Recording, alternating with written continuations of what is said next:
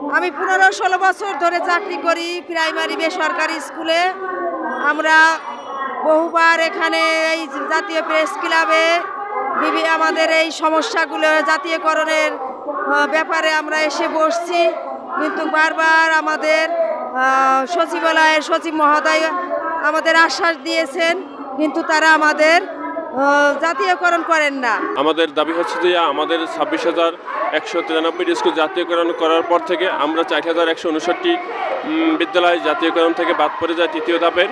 আমাদের সেই 12 সাল থেকে আন্দোলন করা শুরু থেকে 18 সাল থেকে আন্দোলন করা শুরু থেকে অদ্যাবধি পর্যন্ত আমরা কয়েকবার এই প্রেস ক্লাবের সামনে এসে উপস্থিত হয়েছি, বারবার বিভিন্ন সময় আন্দোলন করেছি, কিন্তু গত স্বৈরাচারী সরকারের আমলে বিভিন্ন সময় এসেছি, কিন্তু তারা কোনো আমাদের কোনো ভ্রুক্ষেপ করেনি।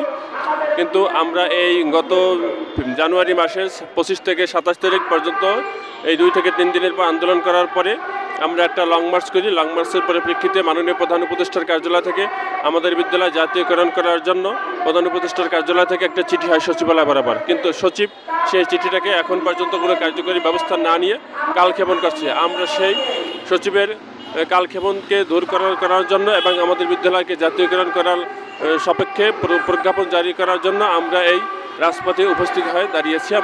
আমাদের এই অবস্থান কর্মসূচি চলছে।